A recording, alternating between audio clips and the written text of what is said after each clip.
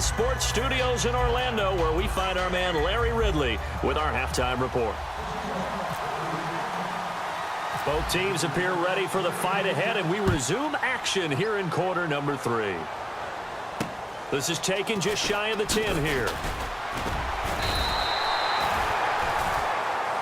And Green Bay getting ready to go as they take the field. They have the lead. Now they'll be looking to extend that lead. And this is where I enjoy talking about one of my favorite subjects, tendency breakers, or counters as I also like to call them. You've done things in a certain way in the first half, and they've had the ability to see what you've done. They're going to make their adjustments. So guess what? You adjust yourself and try and stay ahead of the pace because you are looking for some separation in this ballgame. The adjustment to the adjustment. Without a doubt. Show them one thing, hit them with something else. Man, wasn't that long ago that the guy playing that spot was an outside linebacker type of a guy. Now, as a defensive end, how about the speed that he used to get into the backfield and make the play? Again on the ground, again with Starks. And he'll wind up losing yardage here back at the 21-yard line. He lost 4 there, and it's 3rd down. Michael Bennett's versatility, being able to play any position along the defensive front, allows him to make those types of plays. He finds good matchups and gets into the offensive backfield. And there it works for a tackle for loss. Now Rodgers on the bootleg. Oh, the ball comes out on the hit, but they'll say it's incomplete. Jared Cook, the tight end, was the target. And 4th down coming up. Now, the numbers have been good in the passing game, and certainly a big reason why they have the lead. But now here, 3rd quarter, maybe go to the run game a little more? Yeah, perhaps. I mean, after that incompletion, a little credit to the defense for shutting them down on that play. Maybe you try and run the football a little bit more in this spot, but they have to feel good about how they've been throwing it overall. They do go for it. It's Rodgers. And he can't find a receiver, and he's brought down. Mike Morgan in there to get him for what will be a loss of 13 yards. The Seattle now ready to march onto the field. They're down in this game. A chance for the offense, though, to put something on the board, get some momentum here in half 2.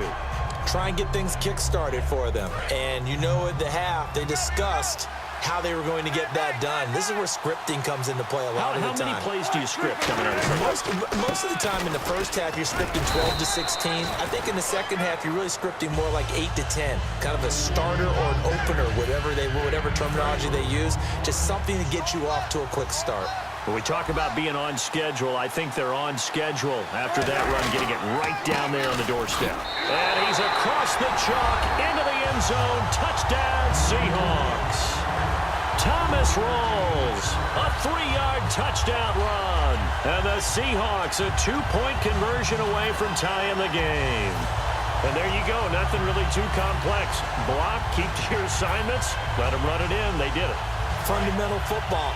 Good blocking beats good tackling on that play. End result, touchdown. On the ground, rolls. And he will get into the end zone again. And he seems to have a nose for it as he gets both the touchdown and the 2-point conversion.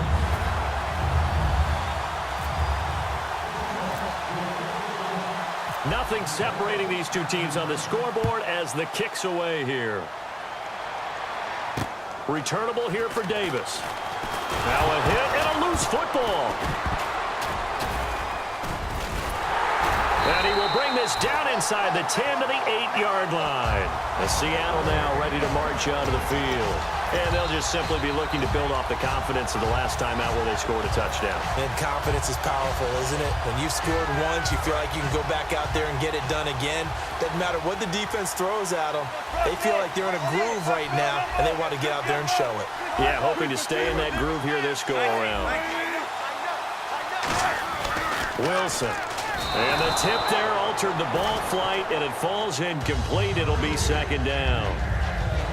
How many times when we see an incomplete pass, we just look at the receiver and say, should have caught that one. That was a drop, and we just put it on the offense. How about a little credit for the defense there? They just forced an incompletion. Yeah, especially after starting in a tough spot defensively, but a good start there on 1st down. That gave them a little extra confidence there, starting, as you said, in a tough spot and being able to make a play on 1st down. On 2nd down, rolls. And nothing doing. He's immediately taken down at the line of scrimmage. Only a yard there, and that'll bring us to 3rd and goal. Boy, you'd hate to squander this great field position. Here's 3rd and goal. Partner, I know we're in a goal-to-go situation, but my goodness, think about running the ball here. And he will score. Touchdown, Seattle. C.J. Procise, a 6-yard touchdown run. And the Seahawks have taken the lead. Well, they decided to run it in and got it done on 3rd and goal. A lot of times, that's a passing play. And the kicker just has to come out for the PAT. He can breathe a sigh of relief as well, right? Although I don't know if he's really breathing a sigh of relief. I think he likes to put 3 points on his ledger. Wilson going to give to Rawls. And he's going to be hit and taken down in the backfield. Just nowhere to run that time. And the try for 2 is snuffed out.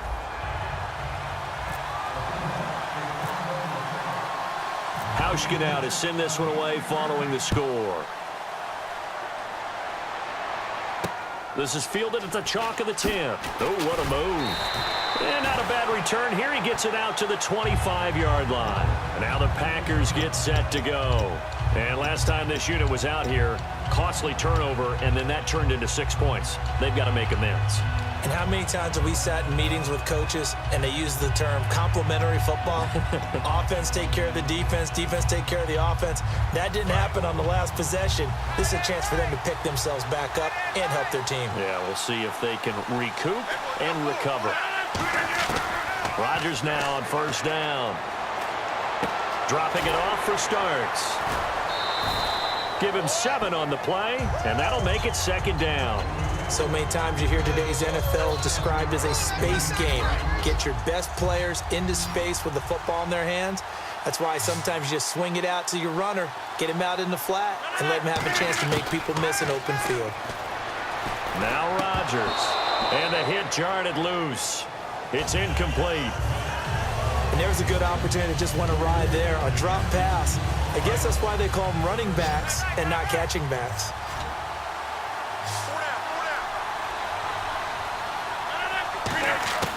Rodgers going to try and throw on 3rd down. Escaping the pressure right. Now on the run. He'll throw it back deep. Oh, and Rodgers intercepted a 3rd time. Picked off by Deshaun Shedd.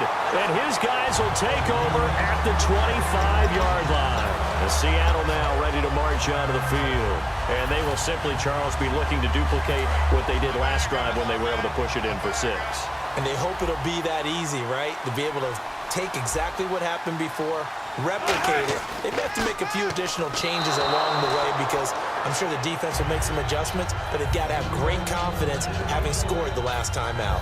After that incompletion, I got to ask you, did you watch the Madden Classic this last weekend? How could you miss it? You had to watch that one. How about Spot Me Please, a.k.a. Taylor Robertson from West Virginia over D. Jones 17-3 in the final? That was a terrific, terrific matchup.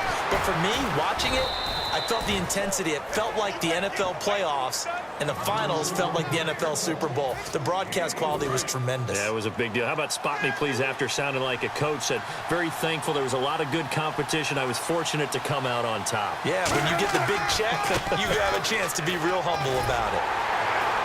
And he'll be taken down after a minimal pickup, and that will take us to the end of quarter number 3.